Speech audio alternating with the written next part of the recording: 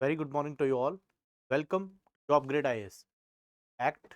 British जो act बने थे उनकी सीरीज में आज हम चार्टर एक्ट ऑफ 1853 को डिस्कस करेंगे। इससे पहले हमने बहुत सारे एक्ट डिस्कस किए थे। रेगुलेटिंग एक्ट डिस्कस किया था 1773 का, 1813 का चार्टर एक्ट डिस्कस किया था, उसके बाद 1833 का चार्टर एक्ट डिस्कस किया था, 1793 का भी रेगुलेटिंग एक्ट हमने डिस्कस किया था। इसी सीरीज में आज हम 1853 का चार्टर एक्ट डिस्कस करेंगे। तो मैंने आपको एक पूरी स्टोरी बताई कि किस तरीके से जो ब्रिटिश गवर्नमेंट होती है वो कंपनी के अफेयर्स को कंट्रोल करती है। ठीक है, ईस्ट इंडिया कंपनी के अफेयर्स को कंट्रोल करती है। East India company was a trading company.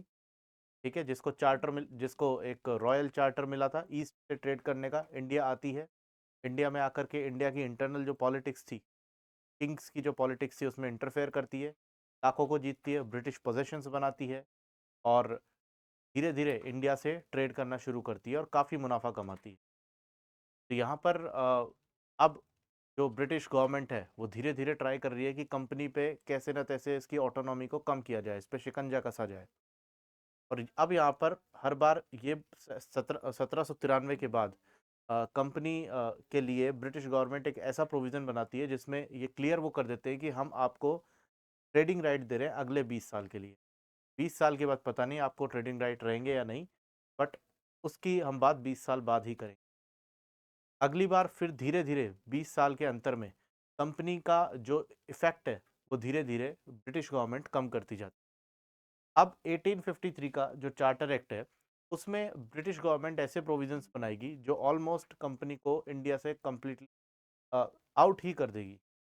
मतलब कंपनी भी ये समझ गई थी, क्योंकि इस एक्ट में एक प्रोविज़न ये बनाया गया कि जब तक चाहे ईस्ट इंडिया कंपनी इंडिया में ट्रेड कर सकती है। दूसरे शब्दों में मतलब ये था कि हमारी मर्जी से, है ना, हमारी ब्रिटिश गवर्नमेंट की मर्जी से कंपनी जितना चाहे इंडिया में ट्रेड कर सकती है। मतलब कभी भी British government east India company को एलिमिनेट कर देती थी। यहाँ से एक कॉन्स्पिरेसी थ्योरी और आती है, वो होती है कि 1853 के बाद 1857 का रिवॉल्ट हो जाता है। अब वो जो रिवॉल्ट 1857 का हुआ था, ब्रिटिश क्राउन को मौका मिल जाता है कि कंपनी को पूरी तरीके से अबॉलिश किया जाए और सीधा इंडिया को क्राउन के अंडर में ले लिया जाए। ठीक है, तो यहाँ पर कंपनी अब धीरे धीरे डिक्लाइन हो रही है और ऑलमोस्ट यहाँ पर 1853 में पर्टिकुलरली कंपनी डिक्लाइन हो ही चुकी है। ठीक है, let us see one by one what were the provisions of the act. ठीक है, slide by slide we will discuss. First of all, act separated the legislative and executive functions of the governor general's council. आपको पता था governor general की council थी एक?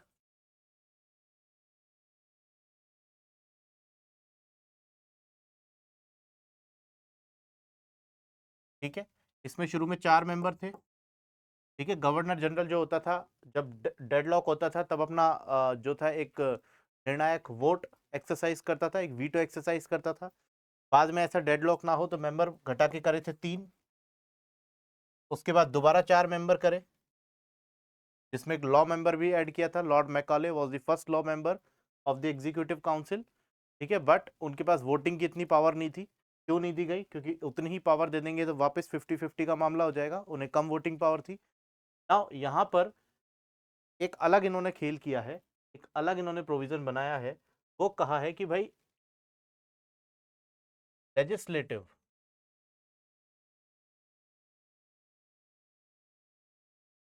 Council अलग कर दी और एग्जीक्यूटिव काउंसिल अलग कर दी। मतलब एग्जीक्यूटिव फंक्शन अलग कर दिया, I am sorry, executive function अलग कर दिए।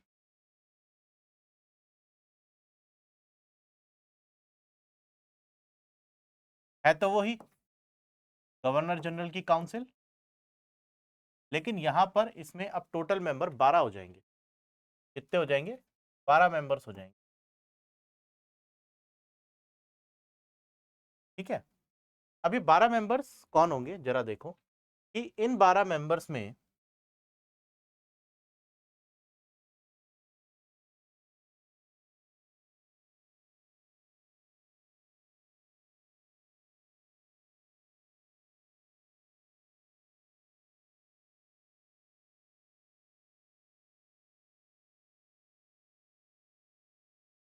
एक तो हो जाएगा गवर्नर जनरल, 4 जो होंगे इनके साथ एग्जीक्यूटिव काउंसिल के मेंबर,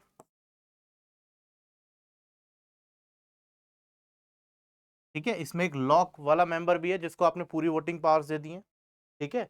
एक आपका होगा कमांडर इन चीफ,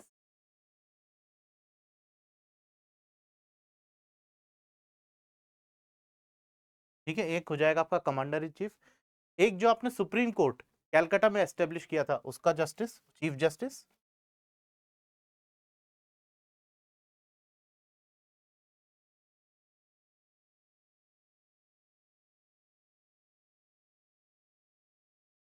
ठीक है। कितने हो गए? 5, 6, 7 और 8, ठीक है। और 4 मेंबर्स जो होंगे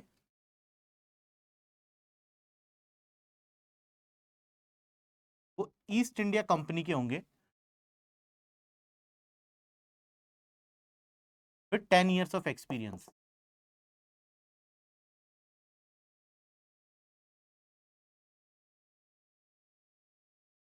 ठीक है। टोटल 12 हो गए यहाँ पर। अभी ईस्ट इंडिया कंपनी की जो 4 मेंबर्स आ रहे हैं वो भी अलग अलग प्रेसिडेंसी से निकल कर आ रहे हैं, जैसे presidency of Bengal, presidency of Bombay, presidency of Madras, presidency of Agra, उधर से निकल करके आ रहे हैं, ठीक है। वो ईस्ट इंडिया कंपनी के मेंबर्स, क्लियर है। तो यहाँ पर 12 मेंबर्स ये हो जाते हैं। एग्जीक्यूटिव और लेजिस्लेटिव फंक्शंस अलग अलग हो जाते हैं यहाँ पर, ठीक है। पहले एक ही बॉडी सारे फंक्शन देख रही थी, बट यहाँ पर there is a separation of functions, ठीक है। तो अब यहाँ पर आप देखोगे कि ये जो लेजिस्लेटिव फंक्शंस यहाँ पर आए, तो ये जो काउंसिल थी ये एक तरीके की सेंट्रल लेजिस्लेटिव असेंबली बन जाती, सेंट्रल लेजिस्लेटिव काउंसिल बन जाती है, सेंट्रल लेजिस्लेटिव काउंसिल बन जाती है, क्योंकि लेजिस्लेटिव पावर भी आ गई अब, है ना, अलग हो गई, तो इसको सेंट्रल लेजिस्लेटिव पावर काउंसिल भी आप बोलने लग गए थे। अब यहाँ पर देखो मैंने आपको बताया कि इसमें यहाँ पर for this purpose 6 members were added in the governor general executive council, ठीक है। तो वहां कुल मिलाकर के गवर्नर जनरल का जो ऑफिस था, जो काउंसिल थी, उसमें 12 मेंबर्स हो गए थे, ये 6 एडिशनल आपने जोड़े थे। यहां पर देखोगे कि ये जो लेजिस्लेटिव काउंसिल है ये एक मिनी पार्लियामेंट का काम करेगी। अब जो लेजिस्लेटिव काउंसिल है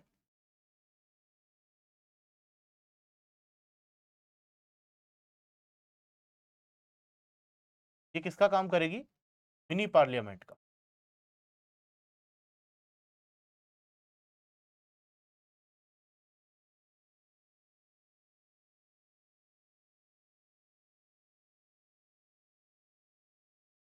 ठीक है, बिल्कुल जैसे पार्लियामेंट में लॉ बनता है वैसे ही लॉ बनाएगी, ठीक है। अच्छा, यहां पर एक स्पेशल मेजोरिटी का भी कंसेप्ट आ गया था। स्पेशल मेजोरिटी जो आज आप पार्लियामेंट में देखते हो वो अलग है और ये अलग है। ये स्पेशल मेजोरिटी क्या थी उससे कोई इतना मतलब नहीं है, but you need to remember the fact the concept of special majority was introduced through the charter act of 1853, clear. तो यहाँ पर जब स्पेशल मेजोरिटी का कंसेप्ट आता है तब आप देखो कि गवर्नर जनरल की वीटो पावर पे क्या इफेक्ट पड़ता है। ये किसी भी बिल को वीटो कर सकता था, किसी भी बिल को वीटो कर सकता था। जैसे कोई डेडलॉक हो गया तो ऑब्वियसली ये अपना वीटो पावर एक्सरसाइज करेगा, ठीक है।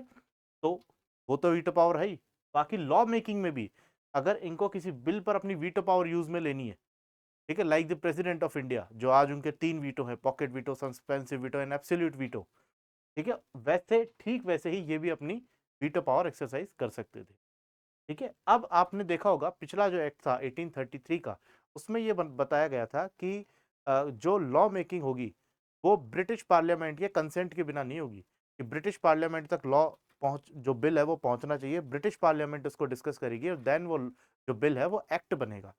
यहाँ पर मिनी पार्लियामेंट का कंसेप्ट भी वही है कि यहीं पर लॉ बन जाएगा, ठीक है। ब्रिटिश पार्लियामेंट अब थोड़ा कम इंटरफेयर करेगी।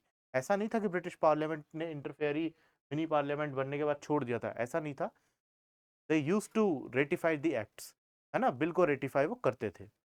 तो आपको ये 3 फैक्ट याद रखने, वन इज लेजिस्लेटिव काउंसिल ने पार्लियामेंट की तरह फंक्शन करना शुरू किया, कंसेप्ट ऑफ स्पेशल मेजोरिटी आया और गवर्नर जनरल वीटो किसी भी बिल पर एक्सरसाइज कर सकता था। नेक्स्ट, अब यहाँ पर चार्टर एक्ट, आप तो 1833 का याद करो, 1833 का जो चार्टर एक्ट था तो चार्टर एक्ट था, उसने क्या बोला था? Merit system. क्या इंट्रोड्यूस किया था? Merit system. ठीक है, in government jobs, in government job. ठीक है, तो मेरिट सिस्टम जो है 1833 का जो है चार्टर एक्ट लेकर आता है, बट 1853 का चार्टर एक्ट एक सिस्टम लाता है सिविल सर्वेंट्स के लिए। ठीक है, सिविल सर्वेंट्स जो होंगे अब रिक्रूट होंगे कॉम्पिटिटिव एग्जाम्स के थ्रू, जैसे आज होते हैं। ठीक है, you are all appearing for the civil services examination, whether is for the civil service examination और forest service examination, but it's a civil service, you will have to clear the competition. ठीक है, तो यहां पर भी जो आज का कंपटीशन का कॉन्सेप्ट है सिविल सर्विसेज के लिए, it's a British concept.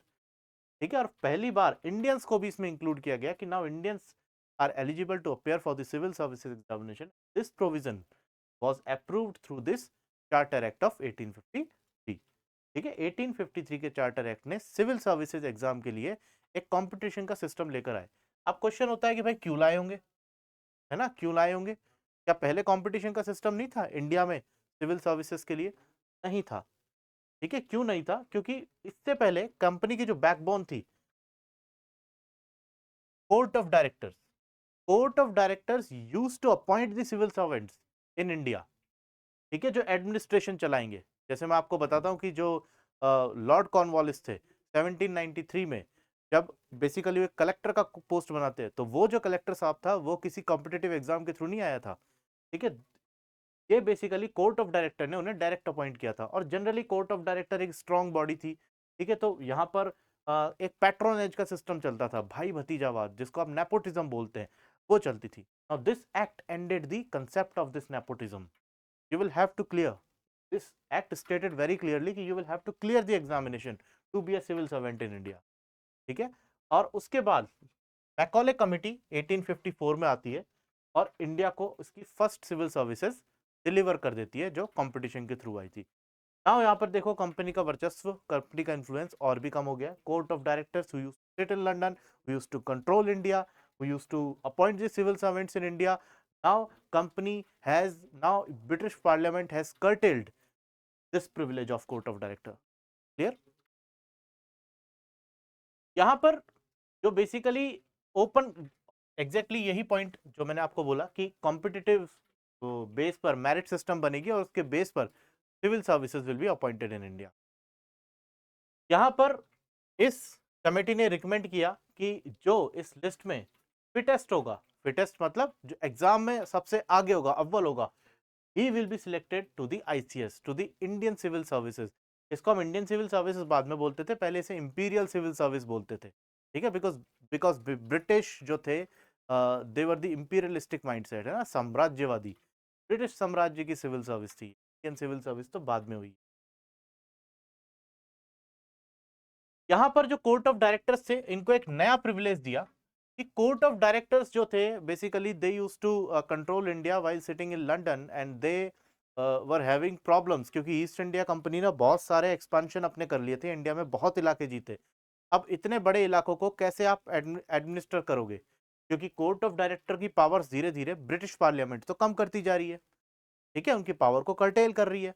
Now यहां पर ब्रिटिश पार्लियामेंट फेवर करती है कोर्ट ऑफ डायरेक्टर्स के लिए कि नो, अगर आपको कोई डिफिकल्टी है एडमिनिस्ट्रेशन चलाने के लिए, तो आप क्या करोगे, प्रोविंसेस बना सकते हो, अपने जो पोजेशंस है उनको प्रोविंस बना दो। तो 1833, सॉरी दिस इज 1843, 1843 यहाँ एग्जिस्टेंस में आता है सिंध का प्रोविंस। ठीक है, और 1853 में पंजाब का प्रोविंस एग्जिस्टेंस में आता है। The provinces of Sindh and Punjab came into the existence by court of director, or you can say by the East India Company। क्यों आए थे? सिंध को फतह किया था ईस्ट इंडिया कंपनी ने। दो एंग्लो सिख वॉर हुए थे, जिनको हम बाद में पढ़ेंगे, एंग्लो सिख वॉर हुए थे, और उसके बाद पंजाब का जो किंगडम था, उसको पंजाब का प्रोविंस ब्रिटिश ने बना लिया था। ठीक है, पहले कोई मूड नहीं था ब्रिटिश का कि पंजाब से वो कॉन्फ्लिक्ट करे, बट पंजाब की इंटरनल पॉलिटिक्स थी, दैट्स अ लॉन्ग स्टोरी। इसके बाद यहाँ पर पंजाब को प्रोविंस बना दिया था जब एंग्लो सिख वॉर में वो जीते थे। ठीक है, तो यहां पर अब कोर्ट ऑफ डायरेक्टर को एक प्रिविलेज और मिल गया कि यहां पर इन प्रोविंसेस के आप गवर्नर भी अपॉइंट कर सकते हो, लेफ्टिनेंट गवर्नर भी अपॉइंट कर सकते हो, ठीक है, लेफ्टिनेंट गवर्नर भी अपॉइंट कर सकते हो। एक दूसरी छोटी पोस्ट बनाई गवर्नर से एक पोस्ट नीचे। आज भी अगर आप एक हायरार्की देखोगे इंडियन आर्मी में, इंडियन आर्मी में top most post is general, general chief of army staff. उनके नीचे जो काम करते हैं, उनके जो सब ऑर्डिनेट होते हैं, they are known as the lieutenant generals, है ना, who are the corps commanders. Indian army की जो कोर के जो कमांडर होते हैं, they are the lieutenant generals, ठीक है। और टॉप आर्मी कमांडर तो जनरल होती हैं। तो लेफ्टिनेंट गवर्नर भी एक ऐसी पोस्ट कोर्ट ऑफ डायरेक्टर्स ने बनाई जो गवर्नर के को असिस्ट करेगा, ठीक है। और 1859 में पंजाब में लेफ्टिनेंट गवर्नर का पोस्ट बना दिया गया। आज भी देखो चंडीगढ़ जो यूनियन टेरिटरी है और यूनियन टेरिटरी ऑफ हमारी दिल्ली है, उसमें भी लेफ्टिनेंट गवर्नर की पोस्ट है, ठीक है। This act also led the creation of Assam, Burma and central provinces. Fact है, the act provided the appointment of separate governor for Bengal. Now आपको पता है कि हमने प्रीवियस एक्ट में पढ़ा था कि governor general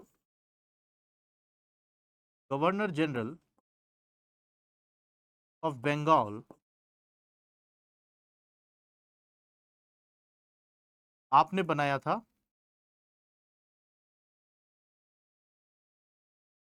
governor general of India, ठीक है। बंगाल के गवर्नर जनरल को आप इंडिया का गवर्नर जनरल बोलने लगे थे। मैंने आपको यह भी बोला था कि ऐसा नहीं था कि बंगाल में गवर्नर नहीं आते थे, बंगाल में गवर्नर आते थे, बट असली लोड इसके ऊपर था, क्योंकि गवर्नर जनरल ऑफ इंडिया पूरे इंडिया का एडमिनिस्ट्रेशन भी देख रहा है, उसके नीचे और भी प्रेसिडेंसीज है, प्लस वो गवर्नर जनरल ऑफ बंगाल भी है। लेट अस सपोज कि आप गुजरात के सीएम हो, है ना, और आप पीएम बन रहे हो, तो can you be the CM of Gujarat as per the constitution of India? It is not possible. But एक सोचो कि कोई कॉन्स्टिट्यूशन नहीं है, can you handle both of the designations efficiently? This is not possible. जब आपके पास एक बहुत ही बड़ा एरिया हो जिसको आपको एडमिनिस्टर करना है, इतना पॉसिबल नहीं हो पाता। तो यहाँ पर यही कंसेप्ट जो है ब्रिटिश पार्लियामेंट लेकर आ रही है कि गवर्नर ऑफ बंगाल की पोस्ट हम अलग बनाएंगे। Governor general general of India है, आप प्योर पूरे इंडिया को देखो, आपको बंगाल को अलग से देखने की जरूरत नहीं है। उसके लिए हम वापस से गवर्नर जनरल ऑफ बंगाल का डेजिग्नेशन क्रिएट कर देंगे। तो now this point is explaining the act provided for the appointment of separate governor for the Bengal presidency. It maintained that the governor general of Bengal should be different, जो मैंने अभी आपको बताया, from the governor general of India who was to head administration of whole of India, ठीक है। यही concept जो मैंने आपको बताया। नाउ यहां पर लोकल रिप्रेजेंटेटिव, जो सेंट्रल लेजिस्लेटिव काउंसिल थी, जो अपन ने स्लाइड सेकंड में देखी थी, सेंट्रल लेजिस्लेटिव काउंसिल, ठीक है। सेंट्रल लेजिस्लेटिव काउंसिल जो थी उसको एक लोकल रिप्रेजेंटेशन दिया। जो मैंने आपको 12 मेंबर बताया, जिसमें बोला था कि जो 4 मेंबर थे वो ईस्ट इंडिया कंपनी के रिप्रेजेंटेटिव्स आ रहे थे और उनको 10 इयर्स का एक्सपीरियंस होना जरूरी था। ऑब्वियसली आप ईस्ट इंडिया कंपनी में 10 साल से काम कर रहे हो तो you are at a senior designation, है ना, काफी सीनियर हो जाते हो वहां पे। तो यहाँ पर 6 मेंबर जो थे गवर्नर जनरल की काउंसिल के, उनमें 4 अपॉइंट किए थे local provincial governments, Madras, Bombay, Agra और बंगाल। मैंने आपको पहले ही बता दिया था, ठीक है। अब इसमें यह बात ध्यान रखना कि यहां पर इंडियंस को कोई भी रिप्रेजेंटेशन नहीं मिला है। If somebody ask you the question कि क्या चार्टर एक्ट ऑफ 1853 ने इंडियंस को रिप्रेजेंटेशन दिया था, आंसर इज नो। ये जो लोकल रिप्रेजेंटेशन है इसमें भी ब्रिटिश लोग ही हैं, है ना। ईस्ट इंडिया कंपनी में जो काम कर रहे हैं वो ब्रिटिश लोग को ही ब्रिटिश पार्लियामेंट प्रेफर कर रही है, ठीक है। So this was the entire charter charter act of 1853। Sorry for getting fumble. तो आप इसको एक बार दोबारा से देखो, because this act is important, क्योंकि ये एक्ट अपने पुराने एक्ट से थोड़ा सा बड़ा है ना। पहले तो आपने क्या कर दिया, लेजिस्लेटिव फंक्शन और एग्जीक्यूटिव फंक्शन को सेपरेट कर दिया। Now in governor general council there were 12 members, one was governor general himself, 4 executive members, 4 members of East India company जो लोकल एरिया को रिप्रेजेंट कर रहे हैं, जिनको 10 साल का एक्सपीरियंस है, बंगाल है, बिहार है, बॉम्बे है, मद्रास है, आगरा है, ठीक है। यहाँ पर 1 कमांडर इन चीफ, जो चीफ होते थे उनकी फोर्सेस के, chief justice of supreme court जो कलकत्ता में एस्टेब्लिश हुआ था, ठीक है। तो यहाँ पर कुल 12 मेंबर यहाँ पर हो जाते हैं। तो now you have introduced the system of civil services जो कंपटीशन बेस्ड होगा, नेपोटिज्म को एंड करने के लिए जो कोर्ट ऑफ डायरेक्टर्स किया करते थे, ठीक है। मैकॉले कमेटी आती है, मैकॉले कमेटी अपने रिकमेंडेशन देती है कि कॉम्पिटिटिव एग्जाम होगा। 1854 में पहली सिविल सर्विसेज इंडिया को डिलीवर कर दी जाती है, इंडियंस को भी इसमें मौका दिया जाता है, ठीक है। कमेंट पे बताना कि फर्स्ट इंडियन सिविल सर्वेंट कौन थे।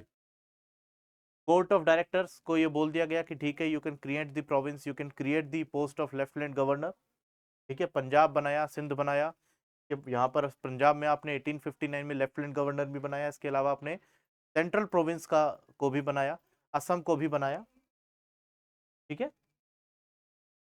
गवर्नर जनरल ऑफ बंगाल और गवर्नर जनरल ऑफ इंडिया को सेपरेट किया, ठीक है, जिससे एडमिनिस्ट्रेशन को और एफिशिएंटली चलाया जा सके। लोकल रिप्रेजेंटेशन, तो this was the entire act of 1853, the charter act of 1853। इन सारे जो भी एक्ट्स मैंने आपको बताए थे इस वीक में, मैंने मंडे से शुरू किया था एंड टुडे सैटरडे, आप इन सबको एक साथ जाके रिवाइज करोगे और इसके एमसीक्यू सॉल्व करोगे जो प्रीवियस ईयर एग्जाम में आए हैं। मैं आपको अभी भी बता रहा हूँ कि इनको अगर आप पढ़ जाते हो तो आपके नंबर जो है थोड़े फ्री के हो जाते हैं, बिकॉज इनसे फैक्चुअल क्वेश्चन आता है। जनरली क्या होता है, एक्ट के प्रोविजंस में आप कंफ्यूज हो जाते हो, तो यू हैव टाइम, थोड़ा सा इसको मल्टीपल टाइम पढ़ो, आपको प्रोविजन सेट हो जाएंगे कि किस एक्ट में कौन सा प्रोविजन है, and you will be able to solve question with ease, ठीक है। तो kindly subscribe job grade IAS and stay tuned. Thank you.